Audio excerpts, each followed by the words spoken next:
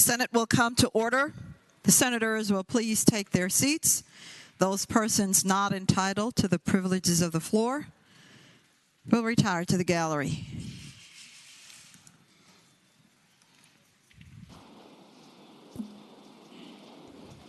Good morning, senators. Good morning. Good morning, visitors. Good morning. If you are able, the senators and all in attendance, please stand. We will be led in prayer this morning by Imam Ammar Amanet of the Islamic Center of Virginia, Richmond. He is accompanied in the gallery today by Ismail Amanet, his son, and Shahrukh al-Namir. Following the prayer, everyone will please remain standing. We will be led in the Pledge of Allegiance to the flag of the United States of America by Senate Page Sophia Robinson of Bluefield. Let us pray. Our Lord, before we begin our session today, take us back to a place of divine calm and peace, where we can put our day's affairs into perspective. You created us with a higher purpose, with a noble mission, that the duration of our lives may be pleasing to your service. You entrusted to us the earth, spread around us as a beautiful home, granting us responsibility for its care and preservation. Through this world, we must walk in humility and gratitude. We were born not alone in this universe, but we are part of families, peoples, and nations, that we may learn to nurture, love, and support each other. As a fundamental building block of our society, each of our families needs a stable home, a shelter and refuge of peace and security in which to weather the storms that churn all around us. Indeed, the strength of our society needs to endure the vicissitudes of the century through the spiritual fortification of our homes and families. During a time of danger, a period of escalating political and social conflict, you, O Lord, call on us to hold fast, all of you together, to the rope of divine salvation extended for us, and do not be separated. We may tread carefully along dark and difficult terrain, but we need not go alone. We may rely on one another and unite in common purpose. Almighty God, the creation of the heavens and the earth demonstrates your great power, and the tremendous diversity of creatures and peoples reveals your beauty and wisdom. Yet the rise and fall of civilizations and nations throughout history serve as a warning sign. We cannot long survive and prosper without establishing justice and equality and vigilantly preserving God-given rights for all. Lord God, cherisher and sustainer, from this place, guide us to be true leaders of our commonwealth, to strengthen and secure the common welfare as the foundation of a healthy, safe, and sound state and union, to restore your holy law, to love for our brother and neighbor what we love for ourselves. We pray in your name of eternal grace and love. Amen. Amen.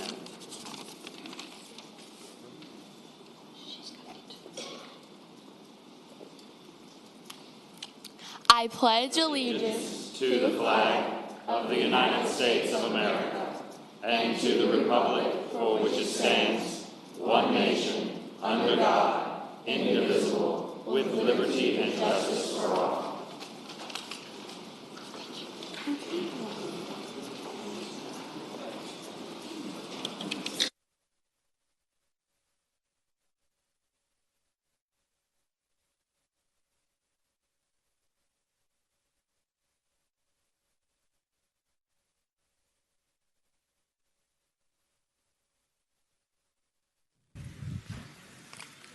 The clerk will call the roll. All those present, please vote aye.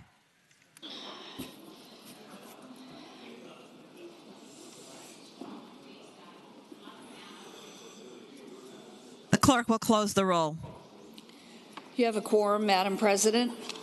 Senate Journal for Monday, January 23rd, 2023.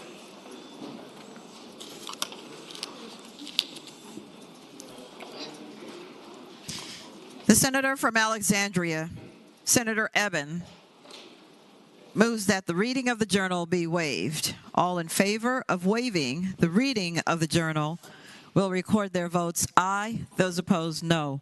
Are the senators ready to vote? Have all the senators voted? Does any senator desire to change their vote?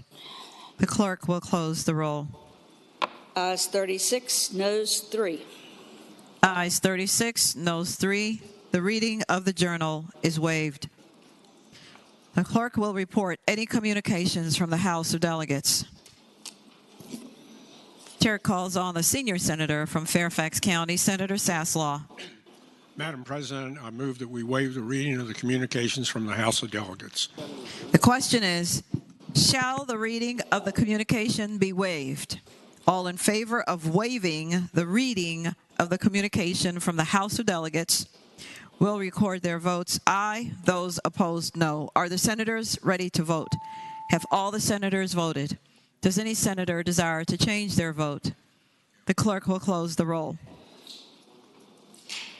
Ayes 35, noes 4. Ayes 35, noes 4. The reading of the communication is waived. The clerk will now report any communications from the governor.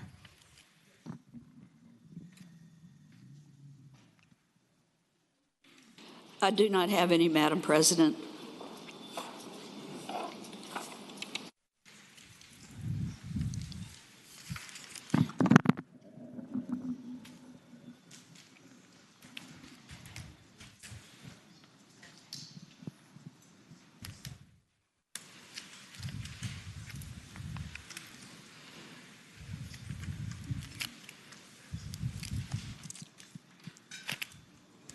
Chair recognizes the senior senator from Fairfax County, Senator Saslaw. Madam President, I move that we suspend the rules and grant the privileges of the floor to distinguished guests. The question is, shall the rules be suspended and the privileges of the floor granted to a distinguished person? All in favor of the motion will record their votes aye. Those opposed, no. Are the senators ready to vote? Have all the senators voted? Does any senator desire to change their vote? The clerk will close the roll. Ayes 39, noes 0. Ayes 39, no 0. The rules are suspended. The privileges of the floor are granted. The chair recognizes the senior senator from Richmond, Senator McClellan. Thank you, Madam President. Today, we are celebrating an important birthday. The Library of Virginia, which is one of the oldest state agencies of the Commonwealth, is 200 years old this month. The library was created by the General Assembly in January of 1823 to purchase and manage a collection of books for lawmakers and other government officials to use while drafting legislation and for setting public policy. Since then, the library's holdings have grown to more than 2 million books, newspapers, government publications, maps, photographs, and many other print items that document the rich and complex history of our Commonwealth from the early 17th century to the present. I would also note, if you are interested in doing any kind of historic research on the history of a public policy position in the Commonwealth, the library is extremely helpful. as they helped me recently to research the history of voting rights in Virginia. And I was quite surprised and spent a lot of time reading some of the items that they had in their records. I ask that you join me in wishing the Library of Virginia a happy birthday, and that we present them with a resolution adopted earlier this year. Senate Joint Resolution Number 259, commending the Library of Virginia. Whereas for 200 years, the Library of Virginia has acquired, preserved, and provided access to unique collections of documents and other media related to the history of Virginia, while advancing the fields of library science and records management throughout the Commonwealth. And whereas originally located on the third floor of the state capitol, the Library of Virginia was established by the General Assembly in 1823 to organize, care for, and manage the Commonwealth's collection of books and official records, many of which dated back to the early colonial period. And whereas its collection continued to expand over the years, the Library of Virginia relocated to what is now the Oliver Hill Building in 1895 and to what is now the Patrick Henry Building in 1940. The institution moved to its current location on East Broad Street in 1997. Whereas with the largest and most comprehensive collection of materials on Virginia government, history, and culture, the Library of Virginia highlights the people, places, and events that have made Virginia unique and demonstrates the Commonwealth's contributions to the United States and the world. And whereas the Library of Virginia features highly regarded manuscript, map, and photographic collections that have attracted researchers from around the globe, and many of its resources are available online through digital collections. The institution hosts a wide array of exhibitions, lectures, and other educational programs for members of the public. And whereas the Library of Virginia provides critical research and reference assistance to members of the state government and manages the State Records Center, which houses inactive, non-permanent records of state agencies and local governments. And whereas the Library of Virginia has also offered consulting services to public library systems in the Commonwealth and administers numerous local, state, and federal grant programs. And whereas over the course of the history, the Library of Virginia has inspired a passion for learning and creativity among countless patrons, facilitated understanding of the past, and helped state officials and agencies build a stronger future. Now, therefore, be it resolved by the Senate, the House of Delegates concurring, that the General Assembly hereby commend the Library of Virginia on the occasion of its 200th anniversary, and be it resolved further that the Clerk of the Senate prepare a copy of this resolution for presentation to the Library of Virginia as an expression of the General Assembly's admiration for the institution's work to preserve the history and heritage of the Commonwealth and contributions to state government, education, and library science. Please join me in the well of the Senate.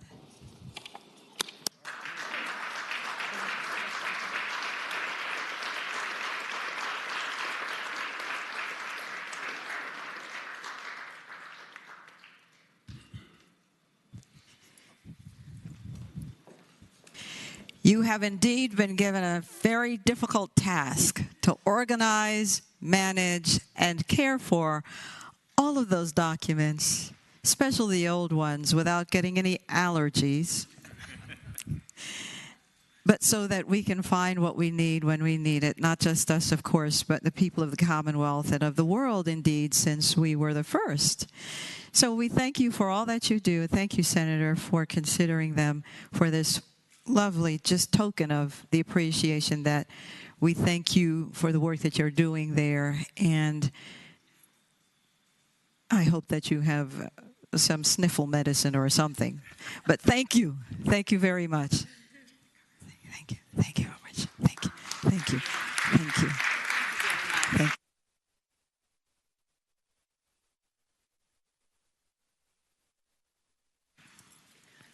The Senate will temporarily be at ease.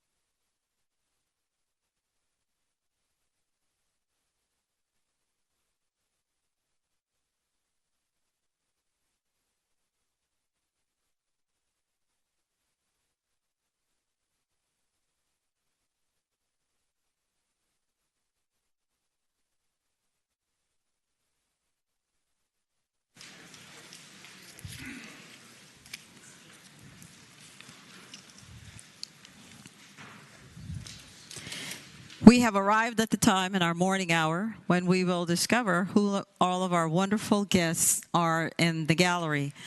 The normal procedure is that you will be recognized by your senator, and at that time we would like you to please stand, and I will give my remarks, and then we will applaud after those remarks. And so with that, I call on Senator Hashmi, the senior senator from Chesterfield. Thank you, Madam President. I rise for an introduction. Yes, ma'am. You may continue. Thank you, Madam President. It's my honor to introduce Imam Amar Amanet, who gave our morning convocation today. The Imam is the head of the spiritual leader for the Islamic Center of Virginia. The Islamic Center of Virginia was established in the 1970s, and it is thus the oldest mosque that we have in the Richmond area, and it's located in the historic old Bon Air locality of Richmond. It serves a very, very large community, and from the community of the mosque, other mosques have grown and spread across Central Virginia. The Imam is recognized for his leadership on many levels, but most especially for his leadership in interfaith services. He is part of a large community of spiritual leaders across Richmond who have joined together and made a profound difference on spreading the conversation of interfaith values, of interfaith leadership, and spirituality. And in particular, whenever we have moments of crises that affect our faith communities, their interfaith leadership has been truly remarkable and critical in times to bring communities together and to engage in a more broad conversation. The Imam's name is Amar, and it means builder, and I think that is an apt characterization of the Imam Amanet, because he is truly a bridge builder across a wide number of communities, and we certainly thank him in Central Virginia for his continued leadership, and I ask that we give him and his son Ishmael the warm welcome of the Senate today. Thank you, Madam President. Good morning again to you.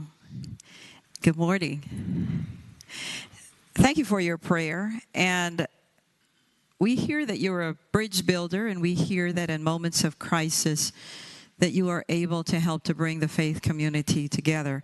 And indeed, there is a psalm, Psalm 133, that says, how good and pleasant it is when brothers and sisters live together in peace and harmony. So thank you for helping to demonstrate that. And senators, let us give him and his son the warm welcome of their Senate.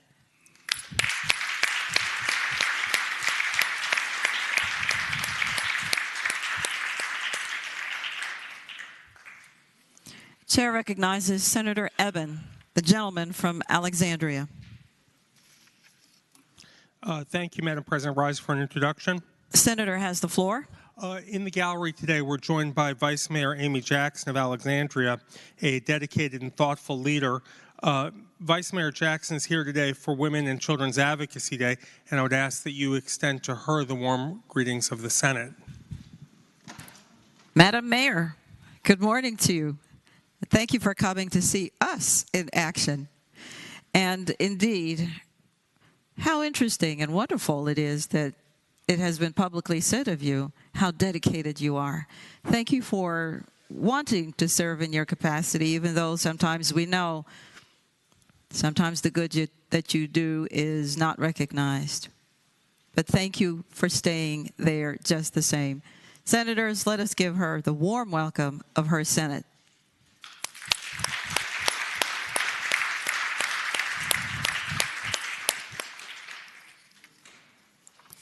Chair recognizes Senator Favola, the gentlelady from Arlington.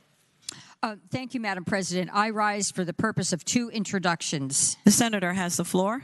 Thank you, Madam President. The first introduction is the Virginia Promise Partnership. This group is dedicated to expanding quality early childhood education. They really want to ensure that each child in Virginia is given the opportunity to build the skills necessary to succeed in school and to succeed in life. And unfortunately, they noticed a statistic that we as lawmakers have to correct. 44% of Virginia's kindergartners who ended the school year, the 2021-2022 school year, they ended that year without the foundational skills they really needed to thrive and to succeed. So I think it's incumbent upon us to really look deep into this early childhood education issue, to roll up our sleeves and make the commitment that's necessary to really ensure a bright future for every child in Virginia. With that, Madam President, I ask that we welcome the Virginia Promise Partnership.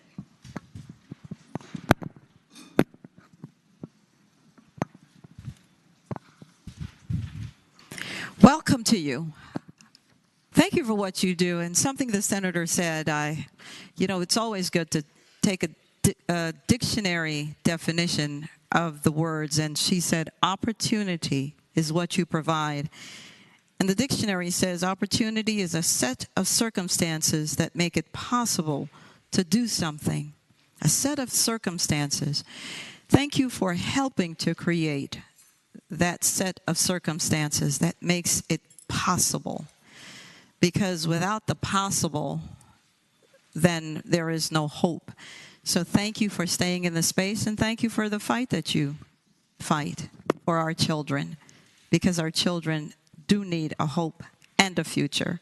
Senators, let us give them the warm welcome of their Senate.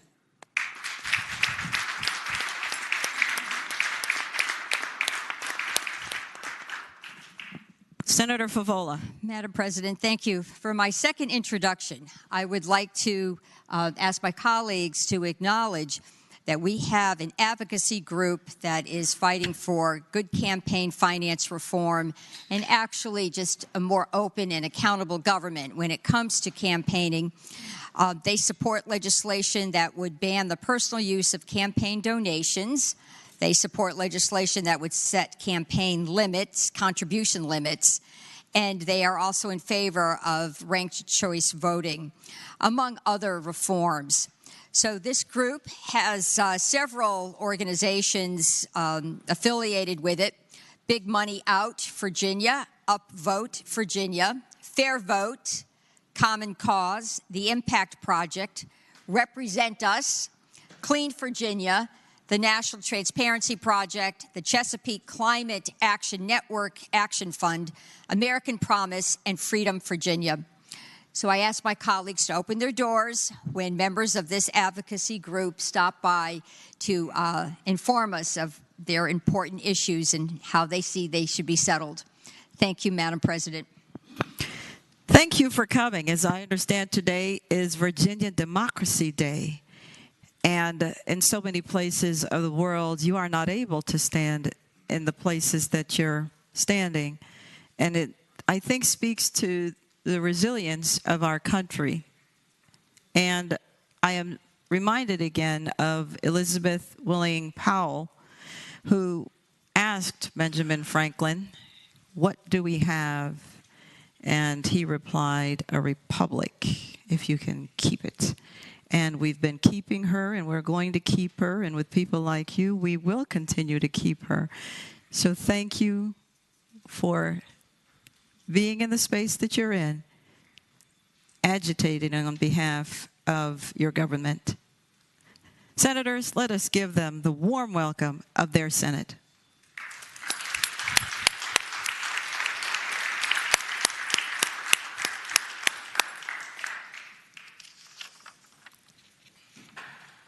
Chair recognizes the senator from Richmond, the senior senator, Senator McClellan. Thank you, Madam President. I rise for an introduction. The senator has the floor. Thank you, Madam President. I have been asked many times today why there is so much red in the halls of the Pocahontas Building in the Capitol, and that's because today is Delta Day at the General Assembly. We have members of Delta Sigma Theta Sorority Incorporated with us in both this gallery and across the hall. And as you know, Delta Sigma Theta was founded on the campus of Howard University on January 13th, 1913.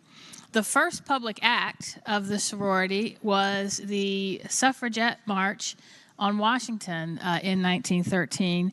And ever since, the members of Delta Sigma Theta have been focused on ensuring not only the constitutional rights of all Americans, but that they are focused on improving communities and involving people in the civic life of our communities, with a primary focus on improving the Black community. On behalf of Madam President and delegates Candy King and Juwan Ward, I ask that you give them a very warm Senate welcome. Please stand. Thank you all for coming. Thank you all for continuing to help our community. Thank you all for speaking on those very necessary issues that are important. Thank you for the leadership that you provide so that others can say, yes, I can be like them. Thank you for the eyes that are upon you. Senators, let us give them the warm welcome of their Senate.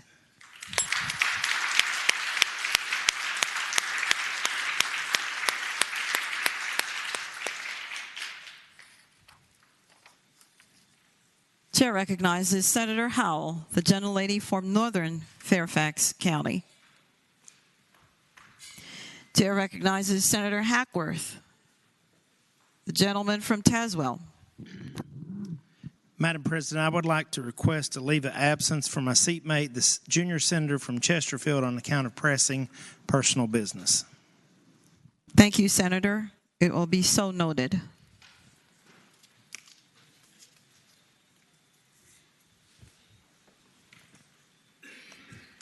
Is there any other business for the morning hour?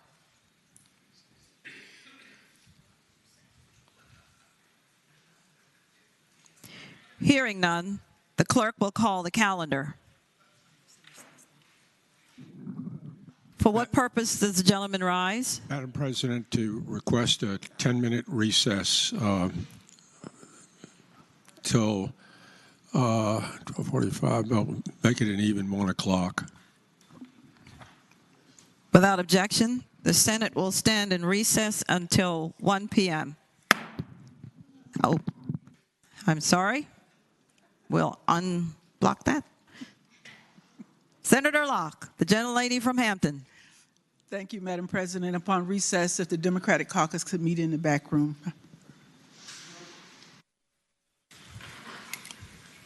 Now until 1 o'clock.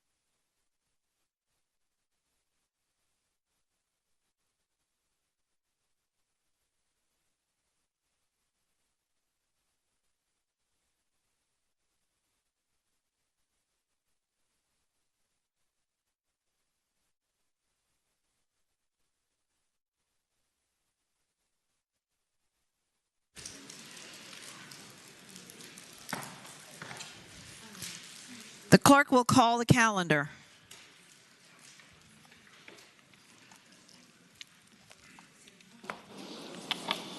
Senate calendar for Tuesday, January 24th, 2023. Uncontested calendar, Senate bills on third reading. Senate bill. Chair calls on the senior senator from Fairfax County, Senator Saslaw. Madam President, I move that the Senate bills on third reading of the uncontested calendar, that's pages 1 through 9, Senate Bill 1055 through Senate Bill 418, be placed on their final passage in a block. Any senator desiring to remove a bill from the block, please do so after the clerk has read the number of the bill. The question is, shall the Senate bills on the uncontested third reading, pages 1 through 9, Senate Bill 1055 through Senate Bill 1418, be placed upon their final passage in the block with the understanding that any senator desiring a bill to be removed from the block do so after the clerk has read the number of the bill. All in favor of the motion will say aye. Those opposed, no. The bills are before us in the block.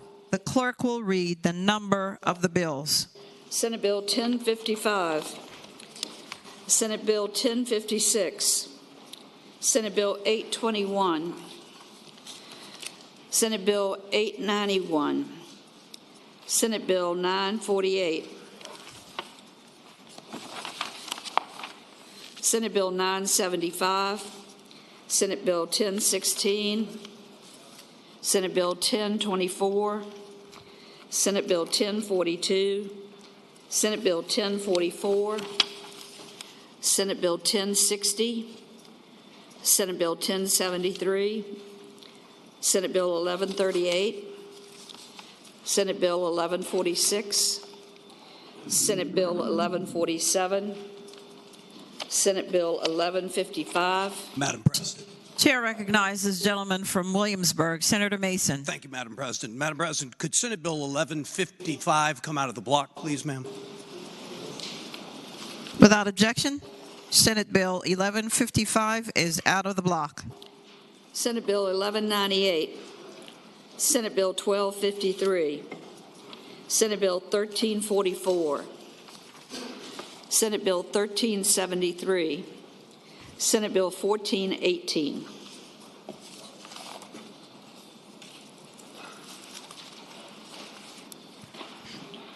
The question is, shall the bills in the block pass? That is, all bills except for Senate Bill 1155 on page 7.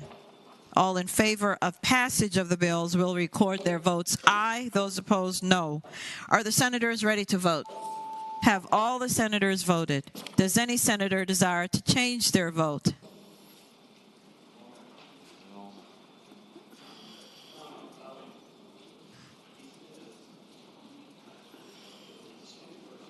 The clerk will close the roll.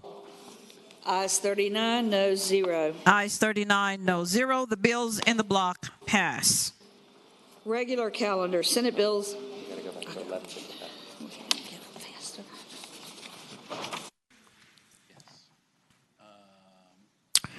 Chair recognizes again the senator from Williamsburg. Madam President, speaking to Senate Bill 1155. The senator has the floor. Thank you, Madam President. Madam President, after further review by the replay official, Senate Bill 1155 needs a little more attention and discussion. So I'd like to move that we recommit that bill to the Committee on Education and Health. The question is, shall Senate Bill 1155 be recommitted to the Committee on Education and Health? Those in favor of the motion will say aye. Those opposed, no. The ayes have it. The bill is recommitted to the Committee on Education and Health. Regular calendar, Senate bills on third reading. Senate Bill 1112, a bill relating to health insurance coverage for prescription contraceptives. Chair recognizes the senior senator from Chesterfield, Senator Hashmi. Thank you, Madam President. I move that we pass SB 1112. And speaking to that motion? The senator has the floor. Thank you, Madam President. This SB 1112 is a contraceptive equity bill. It requires that our insurers, corporations, and health maintenance organizations offer coverage for prescription contraceptive drugs, devices, or therapeutic equivalents without cost sharing.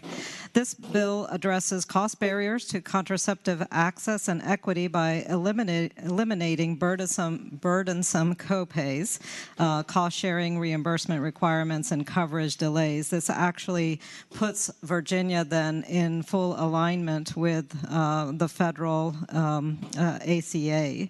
It's not a new requirement that would raise insurance costs significantly. It simply enshrines the popular elements of the existing federal law in our own code as well. As we know, some of the most efficient and some of the most cost-efficient contraceptive methods, such as IUDs and implants, come with steep upfront costs, and this would help to address those concerns, giving individuals who use contraception to be able to access it in a more equitable manner. Without any copay contraceptive coverage, these safe and effective methods of birth control are out of reach for many individuals, and this bill puts effective devices and contraceptive medications within their reach.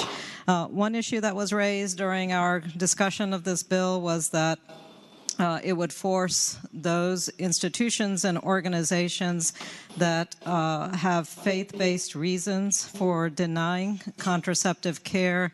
It would put them in a position where they actually had to provide that coverage.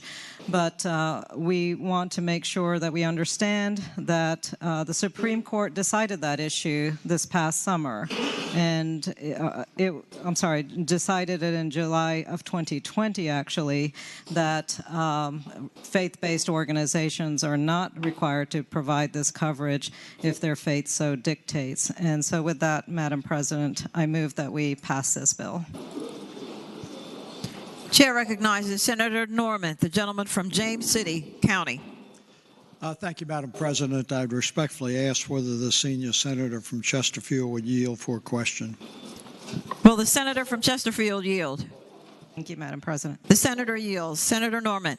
Thank you, Madam President. My question would be, for quite some period of time, anytime there was a new health care benefit that was going to impact insurance companies was reviewed by the Commission on Health Care Benefits so that an independent and detailed analysis could be done that would provide what the impact of that would be.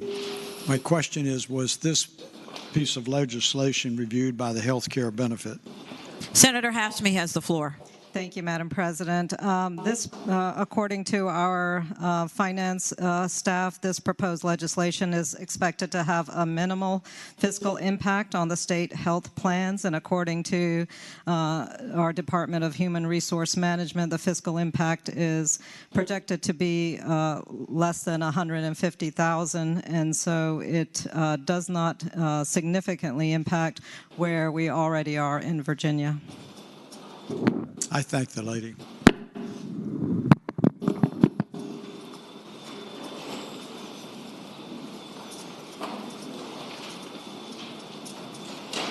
The question is, shall the bill pass? Those in favor of passage will record their votes aye. Those opposed, no. Are the senators ready to vote? Have all the senators voted? Does any senator desire to change their vote? The clerk will close the roll. Ayes 26, noes 13. Ayes 26, noes 13. The bill passes.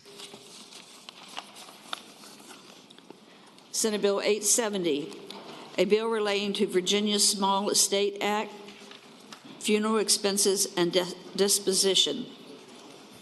Chair recognizes the senior senator from Chesapeake, Senator Cosgrove. Thank you, Madam President. Madam President, ladies and gentlemen, in the Senate, Senate Bill 870 accomplishes the following. Under current law, any person holding a small asset belonging to a decedent may, At the request of a successor, pay or deliver so much of the small asset is governed by code to the undertaker or mortuary handling the funeral of the decedent, and a receipt of the payee serves as a full and final release of the payor to such sum.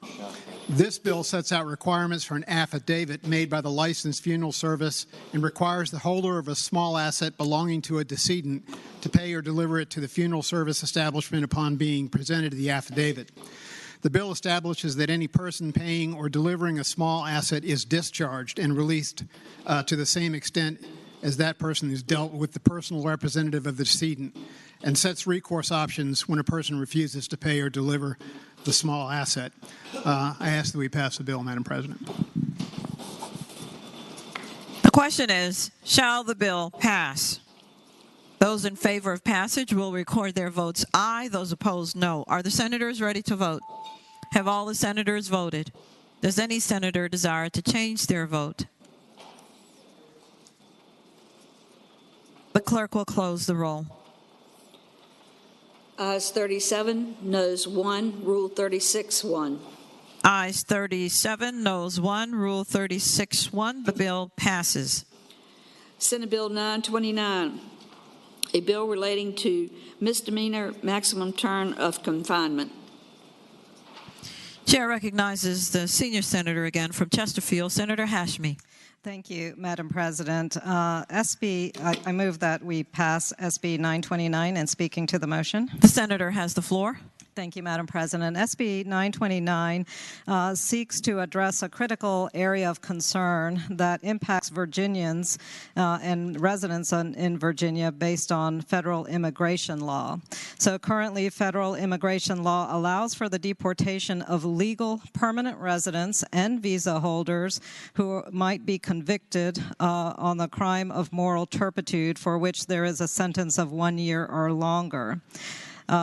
Because Virginia Code defines Class 1 misdemeanors as punishable by up to 12 months in jail, a conviction of a misdemeanor can lead to deportation. So we call this bill 364. It is 1 day. We're asking for 1 day that makes all the difference for an individual and their families who live in Virginia, because that 1 day of conviction on a crime of moral turpitude can lead to deportation. And actually, deportation does not even depend on the actual sentence that's assigned to the person, but on the potential of the sentence that a judge could impose on that individual. 1 day makes all the difference.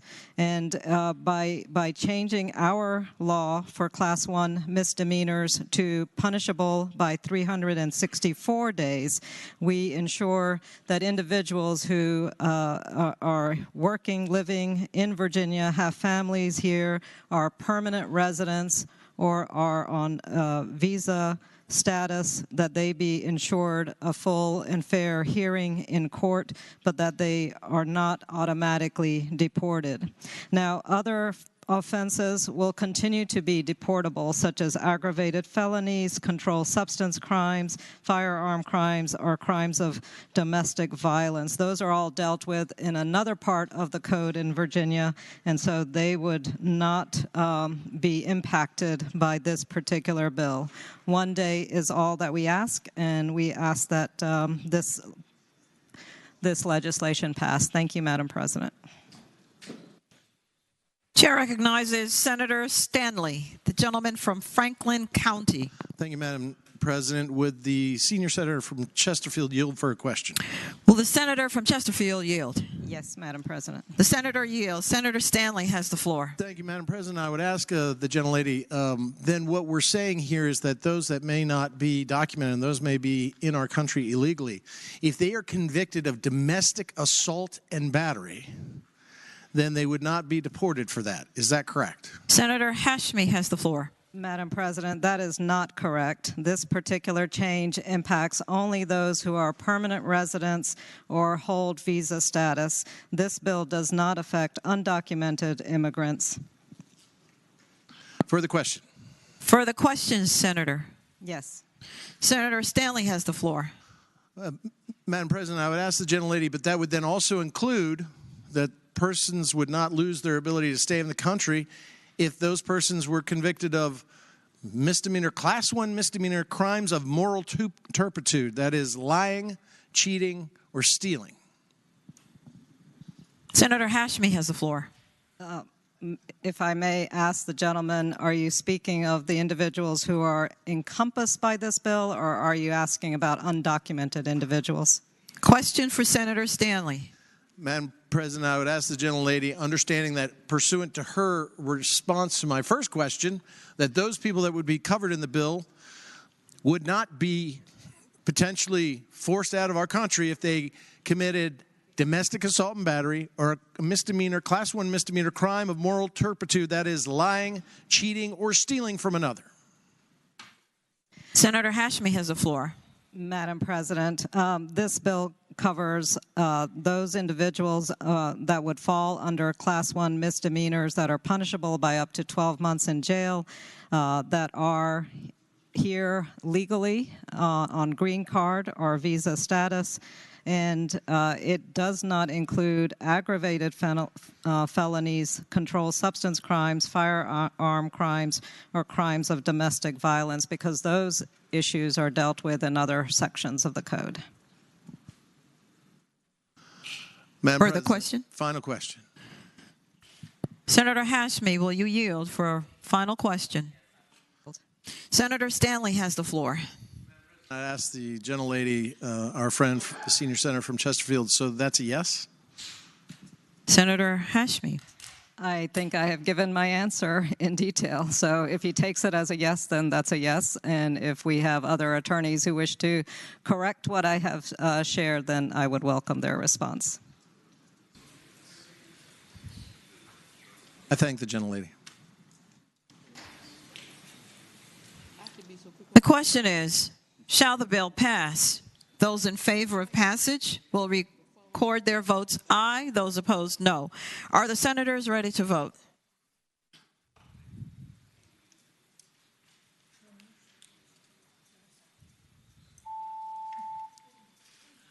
Have all the senators voted? Does any senator desire to change their vote? The clerk will close the roll. Ayes 22, noes 17. Ayes 22, no 17. The bill passes. Senate Bill 1005, a bill relating to practice of physical therapy. Chair recognizes again Senator Hashmi. Thank you, Madam President. I move that we pass SB 1005, and speaking to that motion. The senator may continue. Thank you, Madam President. The body may recall that 2 years ago we expanded the opportunity for our physical therapists to treat patients, moved it from 30 days to 60 days without needing a prescription from a physician. That has been implemented and working very effectively in Virginia, and this particular bill now seeks to provide our physical therapists with the ability to provide uninterrupted treatment and enhance access to what it would be a conservative and effective low-cost care treatment and improve health outcomes through direct access. We've had extensive conversations with a variety of stakeholders. Our Society of Orthopedists are not in opposition to this bill at all. In fact, they think this is a good direction for us to be going to provide direct access and care for patients who need physical therapy. We've had extensive conversations as well with our acupuncturist. There has been considerable debate. We've made some modifications to the bill that is currently in front of you through amended language in the committee. And at this point, all parties are happy or content with the bill is what I would say. And therefore, I ask that we pass this bill. The question is, shall the bill pass? Those in favor of passage will record their votes aye. Those opposed, no. Are the senators ready to vote? Have all the senators voted? Does any senator desire to change their vote? The clerk will close the roll. Ayes 39, no 0. Ayes 39, no 0. The bill passes. Senate Bill 1017, a bill relating to time zone permanent daylight saving time in Virginia. Gentleman from King George, Senator Stewart. Thank you, Madam President. Move the bill pass and speaking to it. The senator has the floor. Thank you, Madam President. Madam President, what this bill does is it would keep us on daylight savings time. So the time that we practice during the summer is the time we would stay on all year round. I wish I could tell you there was some brilliant reason I brought this bill, but I'm just really tired of changing the clock twice a year.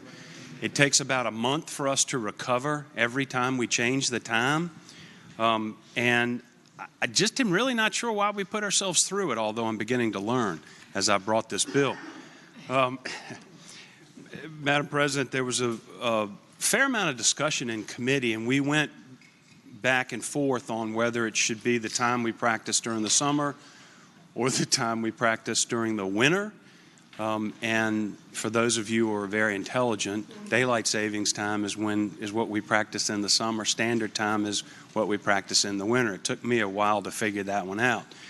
But the purpose is just to keep us on one time and not to have to go back and forth. There was very interesting, I didn't think anybody was paying attention to this bill.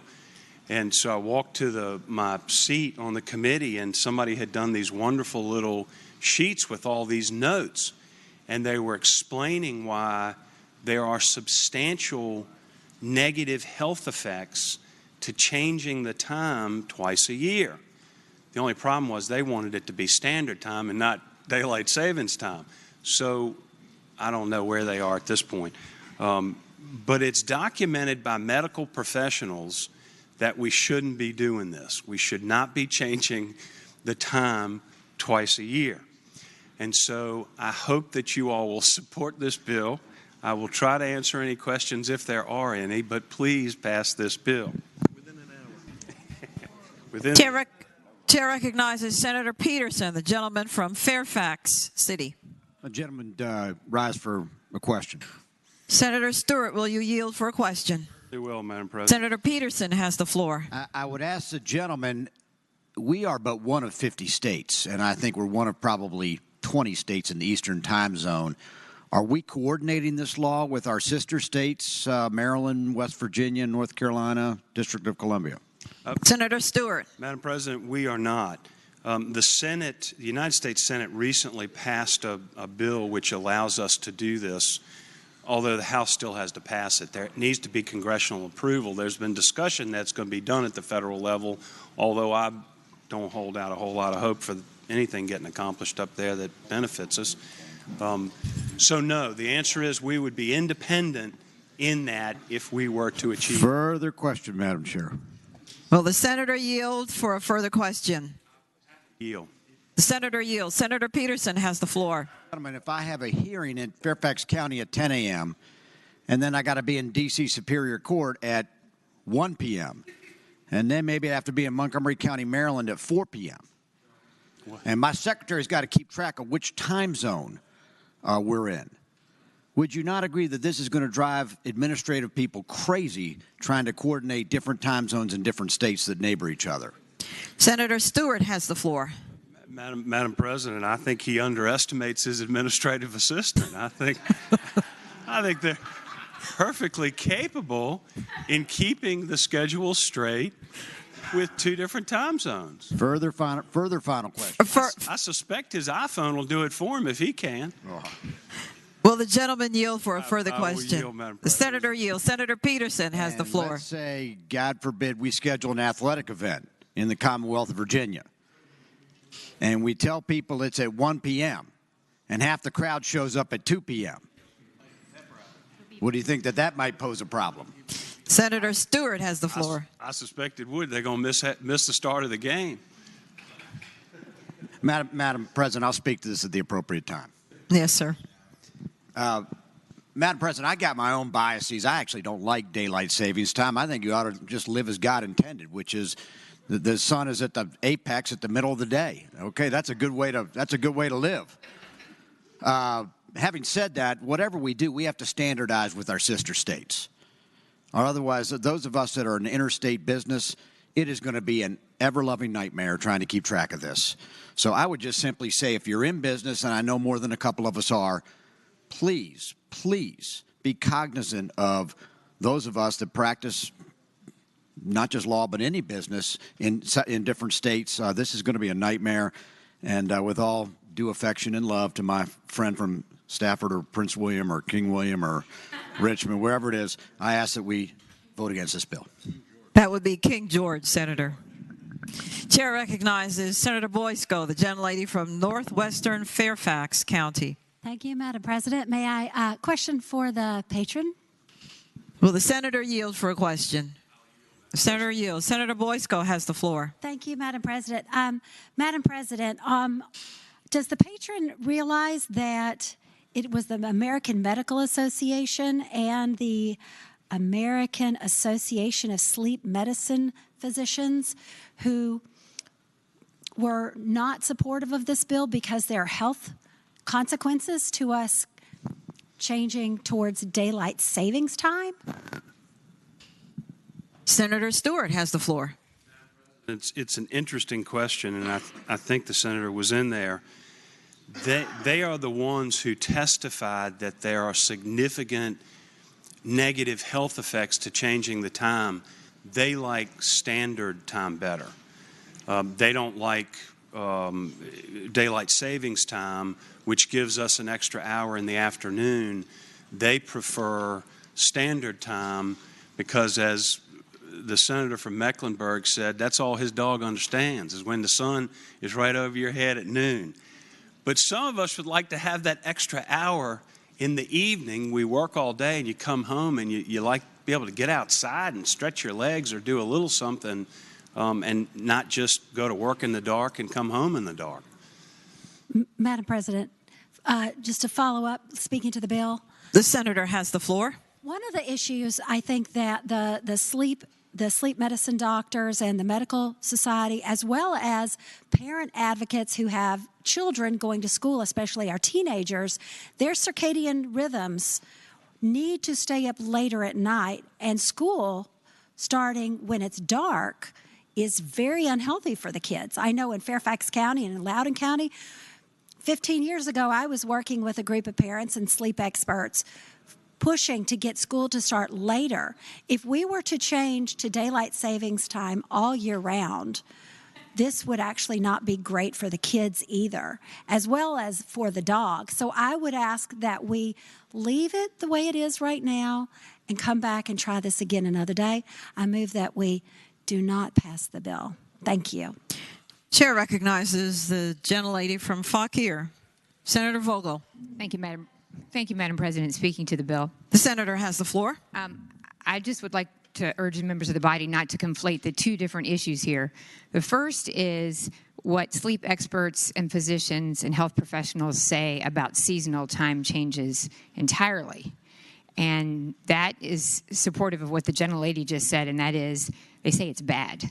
They don't like it. It causes all kinds of negative health effects. There's an increase in heart attacks. There's an increase, there's demonstrable poorer performance at work, there are more car accidents right after we change the time for all the obvious reasons. It's super disruptive.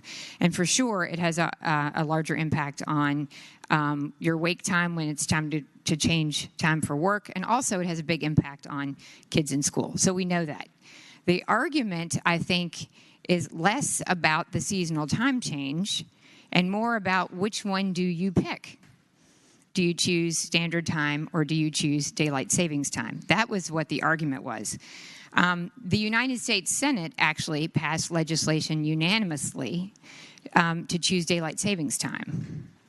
And we had some of that debate in our General Laws Committee, and I was misguided initially, but I clearly wanted this body, and I hope that the United States Congress and that this would go to the President's desk, that we would choose daylight. I know that my colleague on the other side commented that we should just go with how God intended it. We shouldn't screw up the time. We shouldn't change it. It'll create all kinds of issues for our clocks and our staff and where we're supposed to be and what the court docket says and all that. And I regret my colleague's not here, but he said if we were going to do it God's way, we just wouldn't have a clock at all, which is actually true. But my point being, more daylight is, I think, for people who really desperately want to do things after work and later in the day, daylight is incredibly important and meaningful for all the things that we try to do. And I understand that people have objections to more darkness in the morning, but I would just implore the body. I know it's probably not very popular, but I think a lot of people want more daylight. And so I would just urge you to please consider that. Chair recognizes Senator Morrissey, the junior senator from Richmond. Thank you, Madam President. Speaking to the bill. The senator has the floor. For the reasons that many of my colleagues talked about extending daylight hours, this would be an absolutely great bill if it came from United States Senator Richard Stewart instead of State Senator Stewart. Now, here's the problem. It's what my colleague and my friend from Fairfax City said. Can you imagine the conversations throughout the Commonwealth when a resident in Virginia talks to his friend, relative, etc., in one of our sister states and sets a play date or to attend a concert or a game? Every conversation ends with this: your time or our time? And that's the problem with this bill. So if Senator Stewart can go to the United States Senate and get them to agree on a extended daylight time, that would be fantastic. And I would love to see that happen. But for the practical aspects of this bill has got to fail. Thank you, Madam President. Chair recognizes the senior senator from Richmond City, Senator McClellan. President, speaking to the bill. The senator has the floor. Thank you, Madam President. I haven't figured out whether it's best to do daylight or standard time. There are really good arguments on both sides, but what I'm hung up on is who should do it.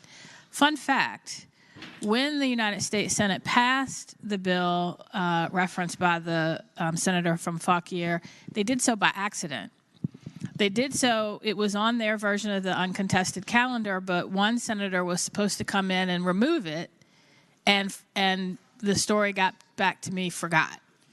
And so they were all, the other 99 were quite surprised that they had passed it, and it's caused quite a bit of consternation.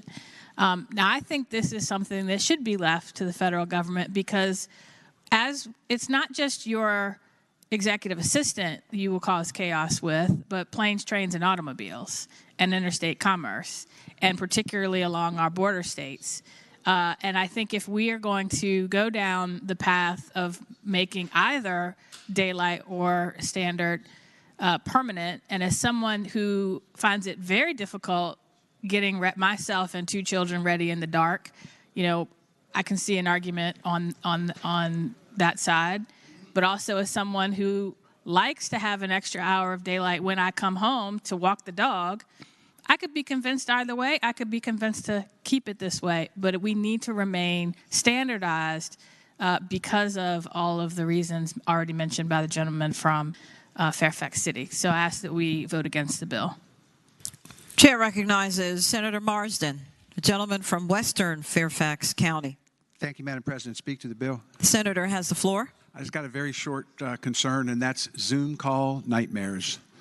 Trying to schedule Zoom calls with people in different time zones is going to crush us. Thank you, Madam President. Chair recognizes Senator Edwards, the gentleman from Roanoke City. Yeah, Madam President, speaking to the bill. Senator has the floor. I've thought a lot about this. I guess everybody has, because the healthcare providers are absolutely right. It totally messes everybody's life up.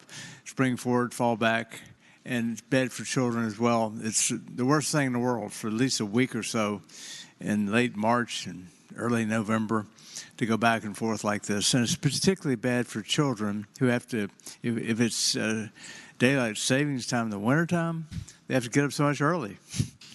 And so it's really not good for children. I've come to the conclusion that only Congress can really do this, because you cannot have the situation where Maryland, Virginia, North Carolina have different time zones. There are some mathematicians I've heard recently came to the conclusion we ought to have one 24-hour day, starting at Greenwich Mean Time around the world, and have the exact same time everywhere. You think that's crazy? That's what the airlines do. The airlines cannot have different times because they need to know exactly when they got to arrive in Tokyo or San Francisco or New York, where it happens to be. It makes a lot of sense to have one 24-hour clock that everybody has. It's 1 o'clock in Roanoke. It's now 11 o'clock, whatever it is, in San Francisco. But it's to be 1 o'clock in Roanoke, 1 o'clock in San Francisco, 1 o'clock in Tokyo, et cetera, et cetera. It makes a lot of sense, but Congress has to do this. And I can't imagine it being done any other way. We can't have each state having a different time zone. It's bad enough in Bristol, Tennessee, and Bristol, Virginia. There's an hour difference right smack down the middle of Bristol, parts in Virginia and parts in Tennessee. And it's 1 o'clock in one place and 12 o'clock in another place. But I've come to the conclusion Congress has got to do this and get it fixed. And I would like to see one time zone that's just standard time, and not any of this daylight stuff. It makes more sense. Everybody has one standard time until we get this 24-hour clock idea taken care of. So with that, I'm going to vote against the bill. Thank you, Mr. President. Madam President. Chair recognizes Senator Sasslaw, the senior senator from Fairfax County.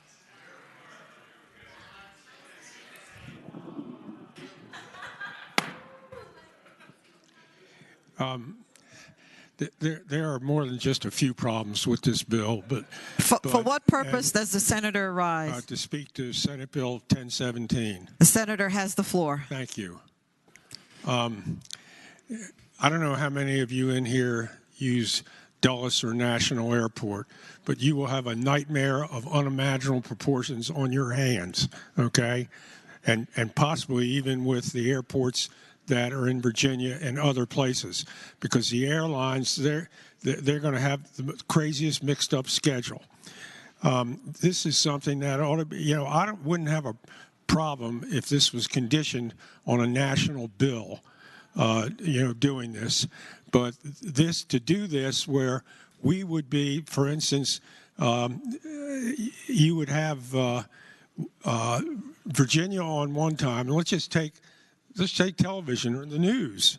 The 7 o'clock news, which the three stations are in, for Northern Virginia anyway, are in D.C.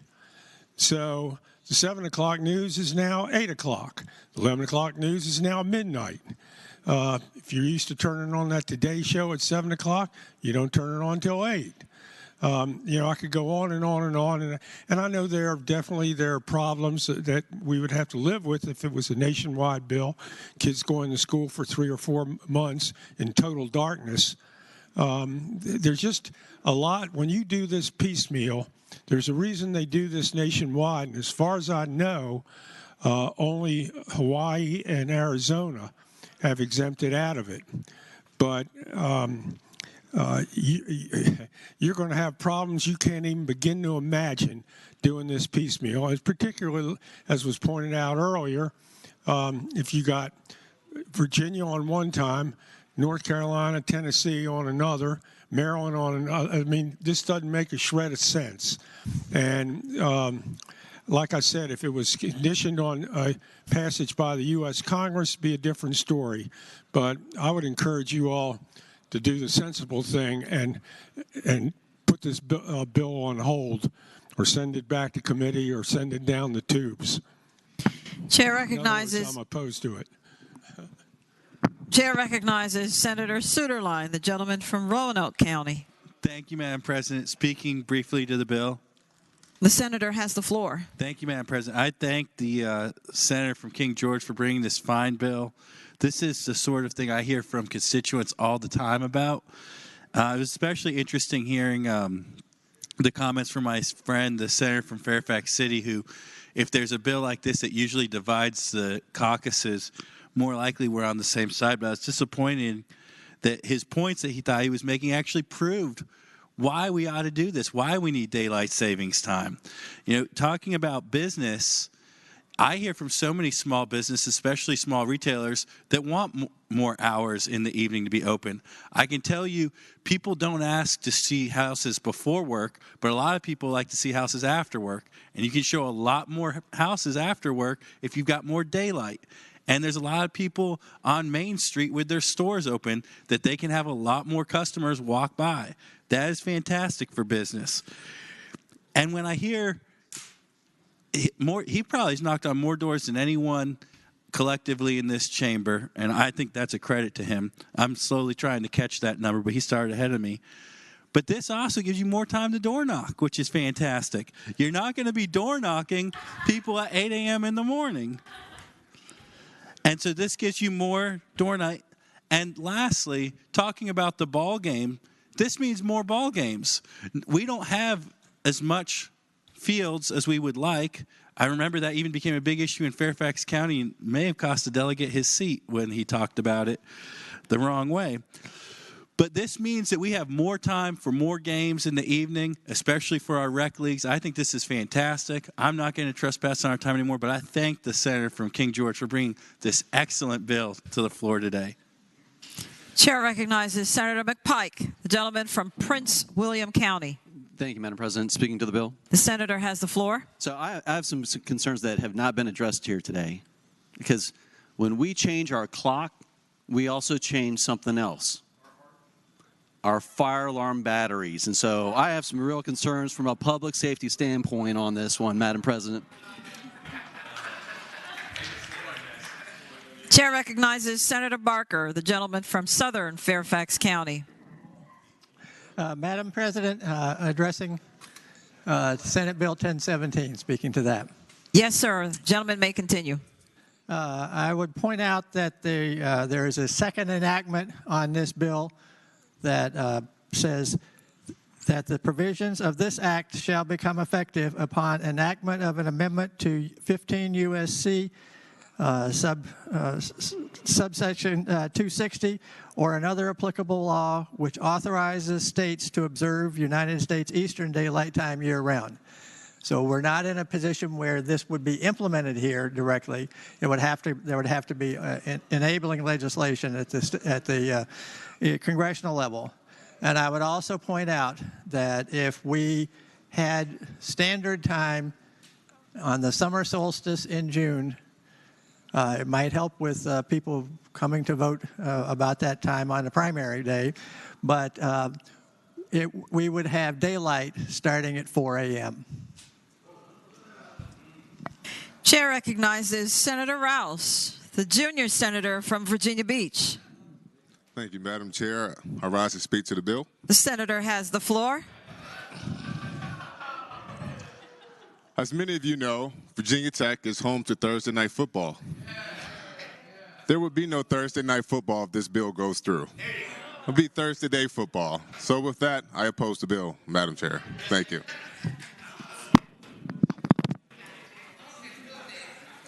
Chair again recognizes Senator Vogel, the gentlelady from Fauquier. Thank you, Madam President. I apologize for speaking twice. However, I had my button pushed before and then turned it off after the gentleman from Prince William made his remarks. But I wanted to emphasize that— The senator has the floor. Thank you, Madam President.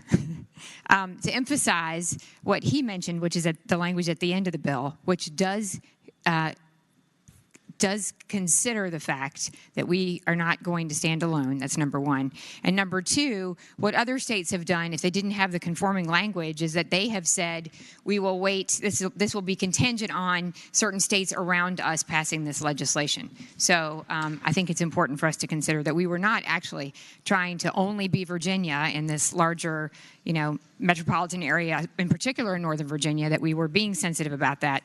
And with that, I renew my motion that we pass this bill on behalf of my colleague. Chair recognizes Senator Peterson, the gentleman from Fairfax City. All right. Madam Chair, in rebuttal, And the senator has the floor. I apologize for speaking twice. Please note the exact language. It doesn't mandate the states. It simply authorizes the states. So we could still be all alone with our own little time zone, and everybody else would be on a different time zone. So this is not saying everybody move together. It simply authorizes. So that enactment clause does absolutely nothing to solve our problem. We would still be the Lone Ranger with whatever time zone we choose to live in. So please don't be deceived by that. Thank you.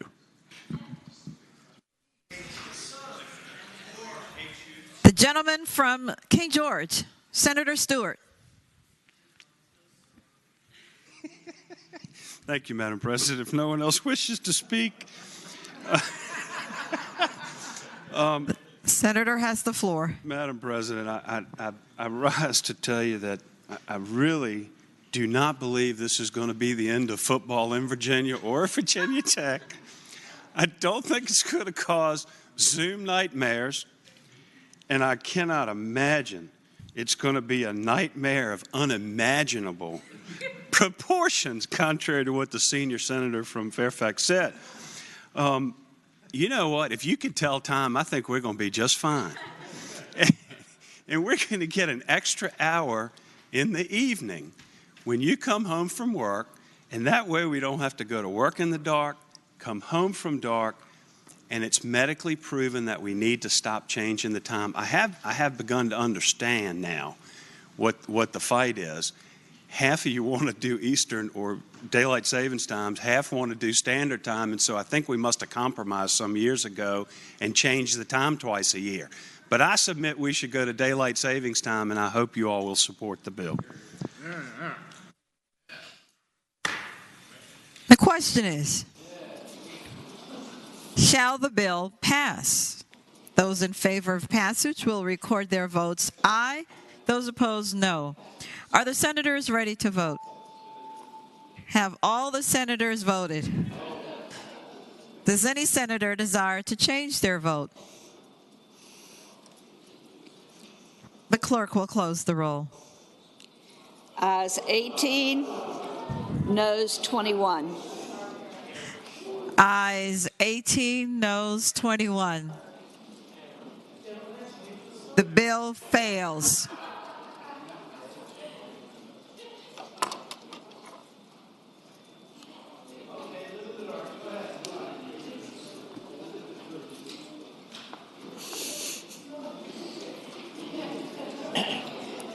Senate Bill 1041, a bill relating to division superintendents, certain localities, qualifications. Chair recognizes Senator McPike, the gentleman from Prince William County. Thank you, Madam President. Move the bill pass, and speaking to the motion. The senator has the floor. Thank you, Madam President. This bill sets out the standards for superintendent approval within Virginia and provides an exemption for those localities with 140,000 population and less. If they don't have certain doctoral or other educational background, there is a waiver process for those smaller localities, Madam President, and that is the bill. The question is, shall the bill pass? Those in favor of passage will record their votes aye. Those opposed, no. Are the senators ready to vote? Have all the senators voted? Does any senator desire to change their vote? The clerk will close the roll. Ayes 21, noes 18. Ayes 21, noes 18. The bill passes.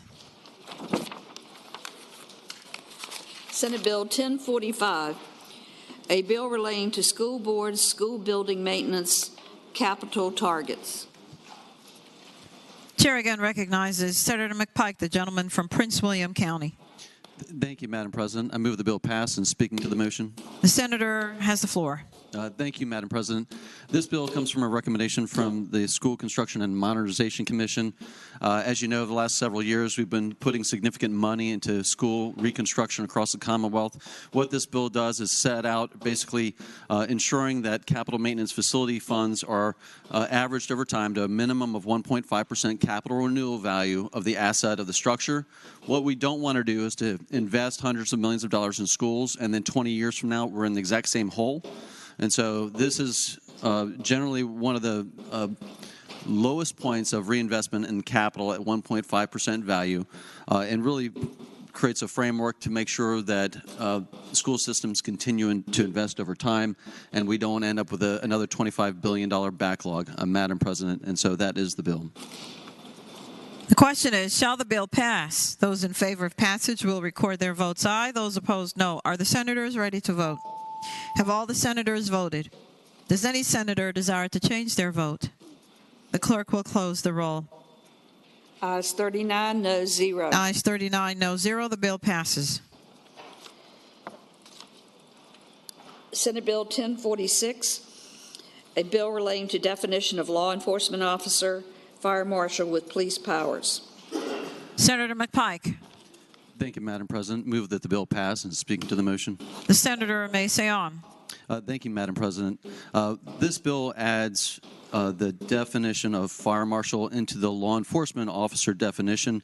As you can see in our current code, we already have ABC police, we have Virginia Marine Police and others, but the code did not include actually fire marshals, and that creates a little confusion. And so this helps to clarify that fire marshals, as already appointed and has dual authority from localities under 27-34.2, designates and makes sure that they're also covered with the sort of the same designation as your Marine officers, your ABC. In fact, animal control officers are already listed in the law enforcement definition. So this helps to clear that up as well, Madam President. Thank you. The question is, shall the bill pass? Those in favor of passage will record their votes aye. Those opposed, no. Are the senators ready to vote? Have all the senators voted? Does any senator desire to change their vote?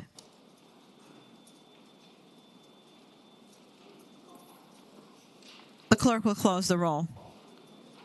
Ayes 37, noes 2. Ayes 37, noes 2. The bill passes. Senate Bill 1089, a bill relating to writs of eviction returns to issuing clerk. Chair recognizes Senator Eben, the gentleman from Alexandria. Thank you, Madam President. I move the bill pass, and speaking to that motion. The senator has the floor. Senate Bill 1089 establishes a simple data collection process in the already existing system of communication between Virginia's sheriffs, clerks, and the Supreme Court of Virginia to produce an annual report on the number of writs of eviction executed in the Commonwealth. The bill also establishes a stakeholder work group convened by the Virginia Housing Commission to study a more comprehensive data collection process to track the resolution of writs of unlawful detainers filed in the Commonwealth. This will establish an even more accurate data collection related to eviction.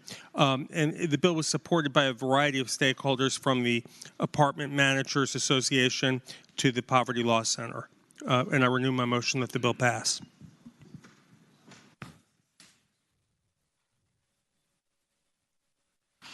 The question is, shall the bill pass? Those in favor of passage will record their votes aye. Those opposed, no. Are the senators ready to vote? Have all the senators voted? Does any senator desire to change their vote?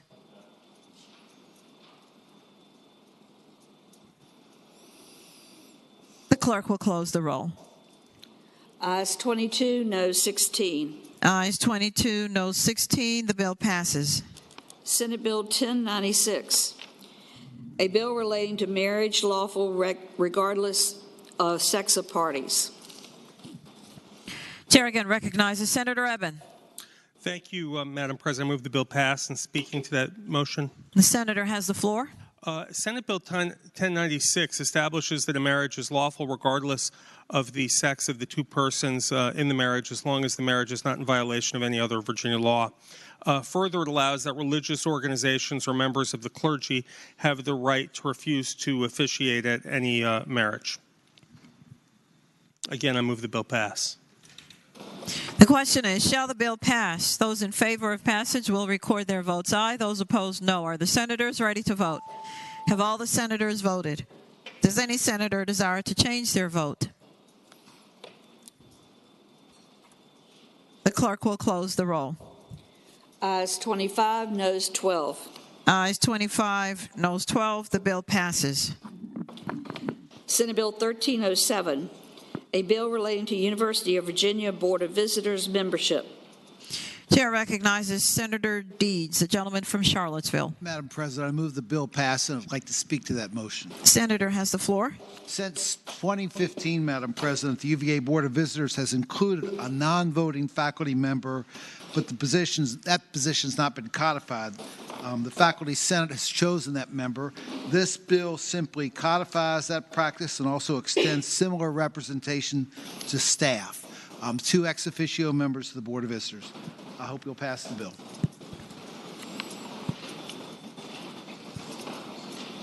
The question is, shall the bill pass? Those in favor of passage will record their votes aye. Those opposed, no. Are the senators ready to vote? Have all the senators voted? Does any senator desire to change their vote?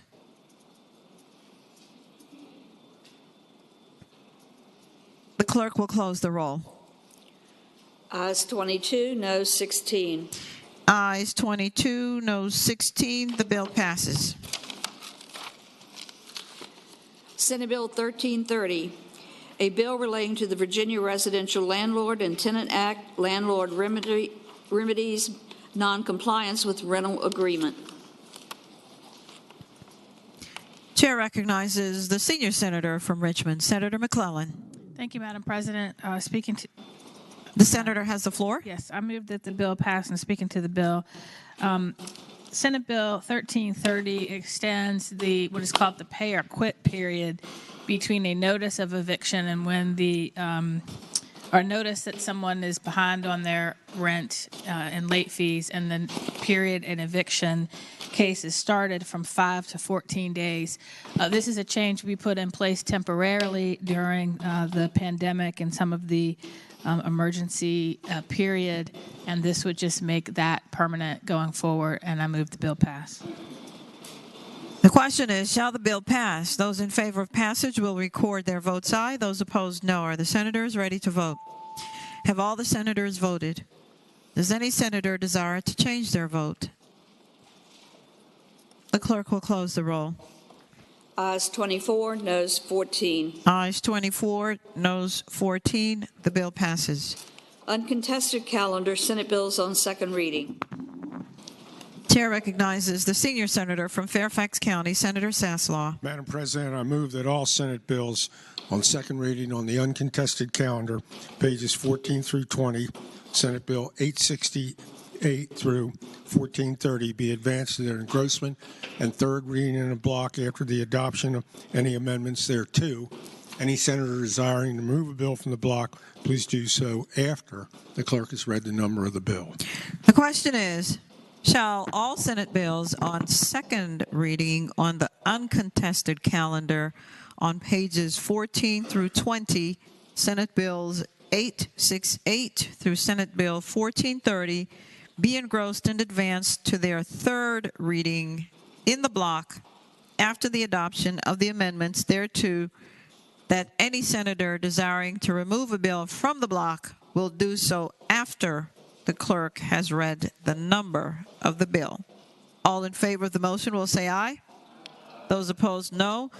The ayes have it. The motion is agreed to. The clerk will now read the number of the bills. Senate Bill 868, reported from the Committee on Transportation with amendments. Chair recognizes the senior senator from Chesapeake, Senator Cosgrove. Thank you, Madam President. I move the committee amendments be adopted. The question is, shall the committee amendments be adopted? President, could I ask the Chair recognizes Senator Eben. Would Senator Cosgrove yield for a question?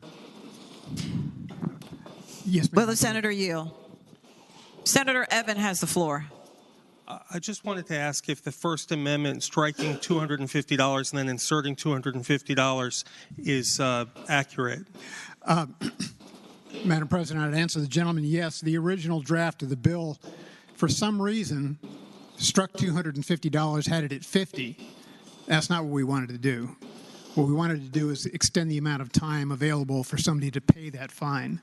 So basically, the fine will stay at $250. I thank the gentleman. The question is, shall the committee amendments be accepted? Those in favor will say aye. Those opposed, no. The committee amendments are accepted. Senate Bill 871, reported for the Committee on Transportation with amendments. Chair recognizes Senator Surville, the gentleman from Eastern Fairfax County. Thank you, Madam President. Good afternoon. I would move the committee amendments. Good afternoon. The question is, shall the committee amendments be agreed to? Those in favor will say aye. Those opposed, no. The committee amendments are agreed to. Senate Bill 938, reported from the Committee on Transportation. Senate Bill 952, reported from the Committee on Rules with amendments. Chair recognizes Senator Ruff, the gentleman from Mecklenburg. Thank you, Madam President. I move the committee amendment. The question is, shall the committee amendments be accepted? Those in favor will say aye. Those opposed, no. The committee amendments are accepted. Senate Bill 1027, reported from the Committee on Transportation. Senate Bill 1028, reported from the Committee on Transportation. Senate Bill 1058, reported from the Committee on Transportation with a substitute. Chair recognizes Senator Hanger, the gentleman from Augusta. Thank you, Madam President. I move the committee substitute be agreed to. The question is, shall the substitute be agreed to? Those in favor will say aye. Those opposed, no. The committee substitute is agreed to. Senate Bill 1219, reported from the Committee on Rehabilitation and Social Services with amendments. Chair recognizes Senator Mason, the gentleman from Williamsburg. Thank you, Madam President. Madam President, I move the committee amendments be agreed to. Question is, shall the committee amendments be agreed to? Those in favor will say aye. Those opposed, no. The committee amendments are agreed to. Senate Bill 1238, reported from the Committee on Transportation. Senate Bill 1318, reported from the Committee on Transportation. Senate Bill 1372, reported from the Committee on Transportation with amendment. Chair recognizes Senator, Madam President. the senior senator from Chesapeake, Senator Cosgrove. President, I move that the committee amendments be adopted. The question is, shall the committee amendments be adopted? For what purpose does the senator? The question is, shall the committee amendments be adopted? Those in favor will say aye. Those opposed, no. The committee amendments are adopted. Senator McClellan. Thank you, Madam President. Could Senate Bill 1430 go by for the day before and come out of the block and by for the day for purposes of a floor amendment that I have discussed with the patron? I'm sorry. Is it 1372? It's the one Senator Vogel's bill, 1372. Yes, I apologize. Without objection, Senate Bill 1372 is out of the block.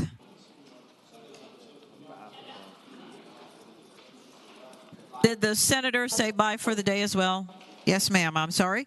Out of the block and bye for the day.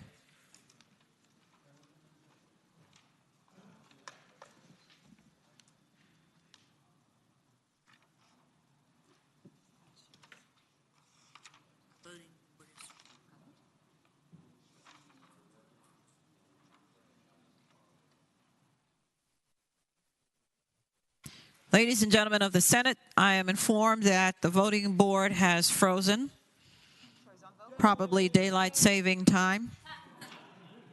Therefore, we are temporarily at ease until we reboot.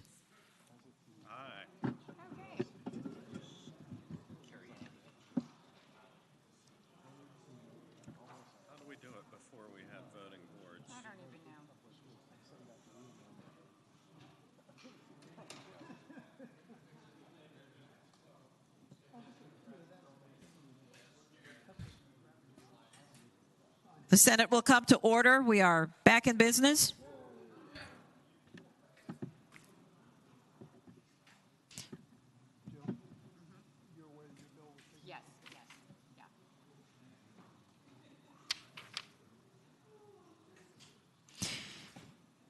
As aforestated, Senate Bill 1372 is out of the block and bye for the day. Committee on Rules.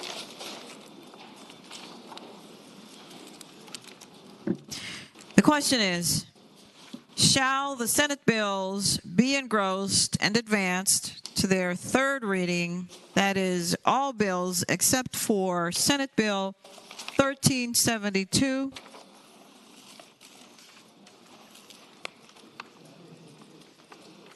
which is out of the block and by for the day. All in favor of the motion will say aye. Those opposed, no. The ayes have it. The bills are engrossed and advanced to their third reading.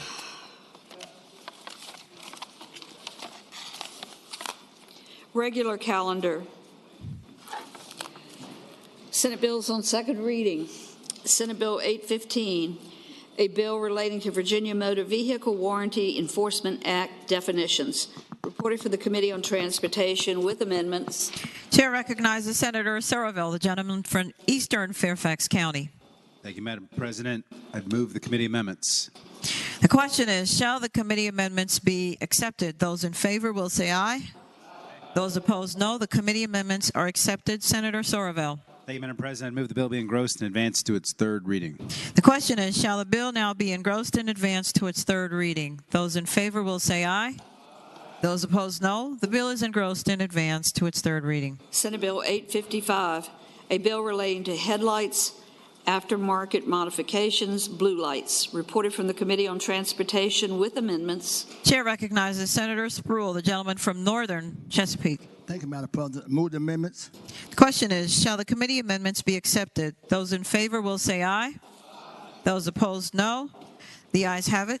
Committee amendments are accepted. Senator Soroville. Madam President, Soroville, bless your heart.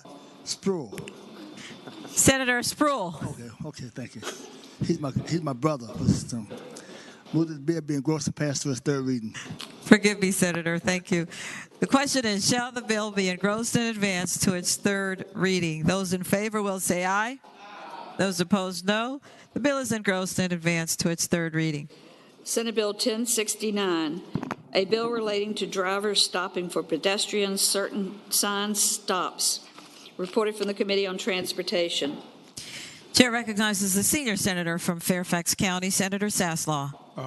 Madam President, as it turns out, the bill has a fiscal impact, so I would move that the bill be re-referred to the Committee on Finance and Appropriations.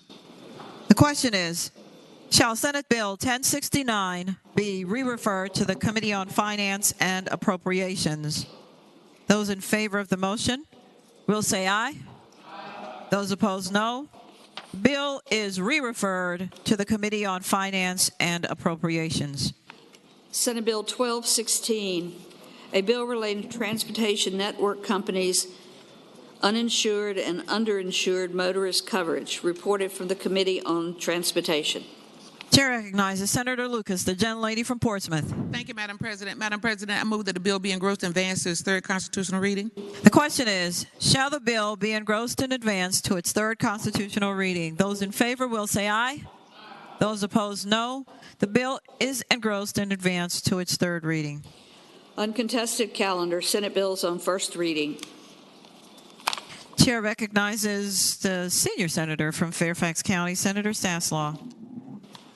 Madam President, I would move that all Senate bills on first reading on the uncontested regular calendar, it's pages 22 through 27, and Senate Bill 822 through 1467, that the rules be suspended and the first constitutional reading be dispensed with.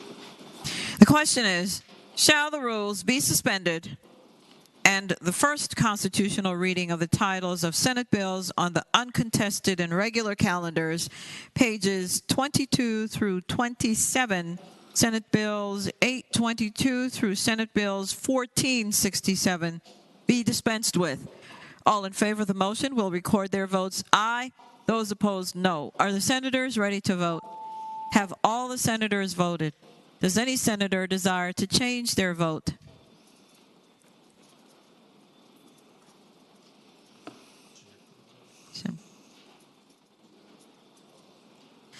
The clerk will close the roll. Ayes 38, no 0. Ayes 38, no 0. The reading of the titles is dispensed with. Chair now recognizes again Senator Saslaw. Now, Madam President, I move that those bills go by for the day. The question is, shall the Senate bills on the uncontested and regular calendars now on their second reading go by for the day?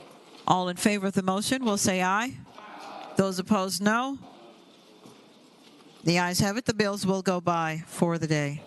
Uncontested calendar, Senate Joint Resolutions on second reading. Senate Joint Resolution 230, directing the Virginia State Crime Commission to study the increase in hate crimes and bias-motivated acts directed toward. Chair recognizes Senator Saslaw. I thought you was doing a pretty good job. Madam President, I move that all Senate joint resolutions on second reading on the uncontested calendar, that's pages 27 and 28, SJR 230 through 250, be advanced to their engrossment in third reading in a block after the adoption of any amendments thereto. Any senator desiring to remove a resolution from the block, please do so after the clerk has read the number of the bill. The question is, shall all Senate joint resolutions on second reading on the uncontested calendar on pages 27 through 28, Senate Joint Resolution 230 through Senate Joint Resolution 250, be engrossed and advanced to their third reading in the block after the adoption of the amendments thereto, that any senator desiring a resolution to be removed from the block to do so after the clerk has read the number of the resolution. All in favor of the motion will say aye. Those opposed, no. The ayes have it. The motion is agreed to. The clerk will now read the number of the resolutions. Senate Joint Resolution 230, reported from the Committee on Rules. Senate Joint Resolution 232, reported from the Committee on Rules. Senate Joint Resolution 239, reported from the Committee on Rules. Senate Joint Resolution 246, reported from the Committee on Rules. Senate Joint Resolution 250, reported from the Committee on Rules.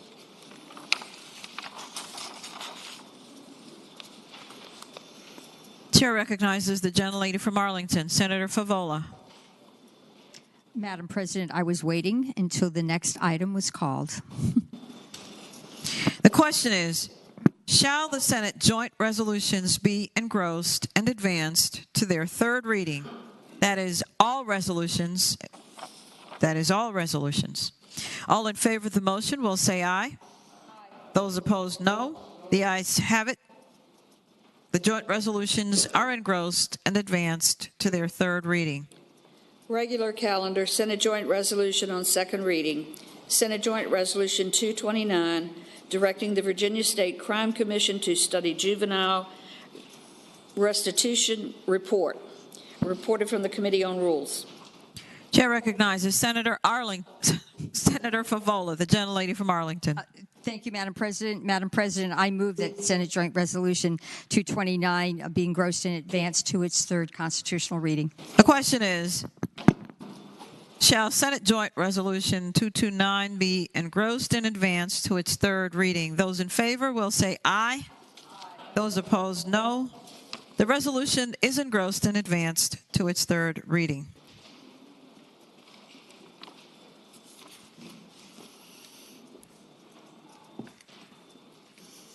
Chair now recognizes Senator Saslaw. Madam President, I inquire of the clerk, does that complete the calendar?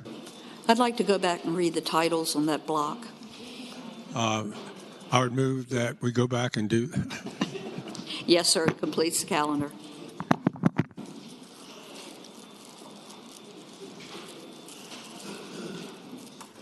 Chair recognizes Senator Peterson, the gentleman from Fairfax City. Madam President, I rise for the purpose of two announcements. The senator has the floor. Thank you. Madam President, ladies and gentlemen of the House, first of all, I want to remind you that, yes, we have basketball practice at 7 p.m. tonight. And, yes, that includes you, Mr. Barker, otherwise known as G Money. got to be there. But please get there if you can, and let's get a good run in tonight. Also, along those same lines, we raise $10,000 every year, which means $250 from every member. I've had 2 people get the early bird special. I appreciate that. Unsolicited, they brought me checks. That means 38 folks. Please get me a check. So that's announcement number 1. Announcement number 2, if I might, Madam The President. senator has the floor. Ag Committee, let's get started 15 minutes early, 15 minutes after adjournment. We have a lot of ground to cover, and I know we've got other committee meetings, so 15 minutes. Thanks. Madam President. Chair recognizes Senator Peake, the gentleman from Lynchburg. Thank you. To inquire of the senator from Fairfax. The senator from Fairfax. Question. Yes, sir. The address and time of basketball practice. 7 p.m., VCU Gym, which is 3 blocks this direction towards the highway. It's the VCU Gym. It's where we typically have practice. What? That was last year. That's why the word typically means 9 of the last 10 years. Thank you.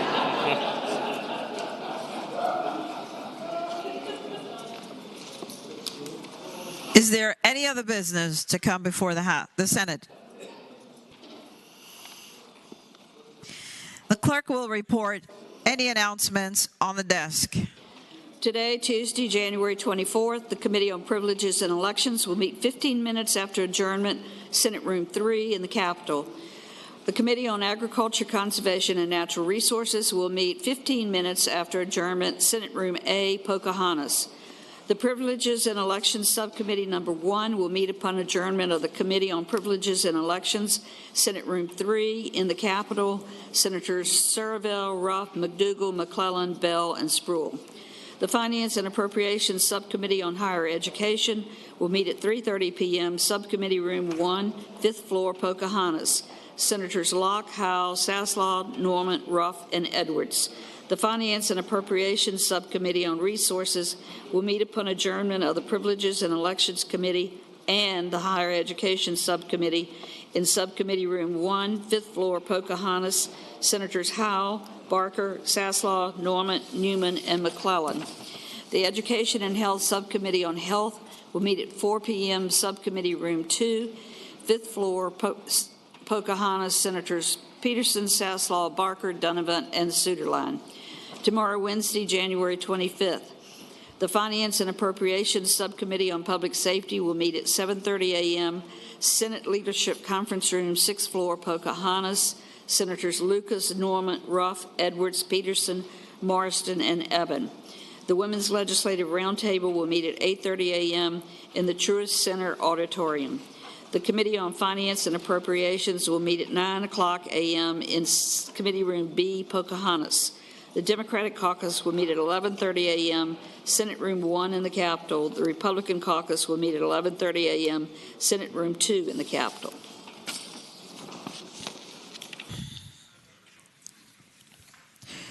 Chair calls on Senator Lucas, the gentlelady from Portsmouth. And I thank you, Madam President. Madam President, I move that the Senate do now adjourn until 12 noon on tomorrow.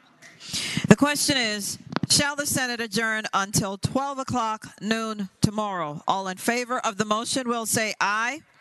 Those opposed, no.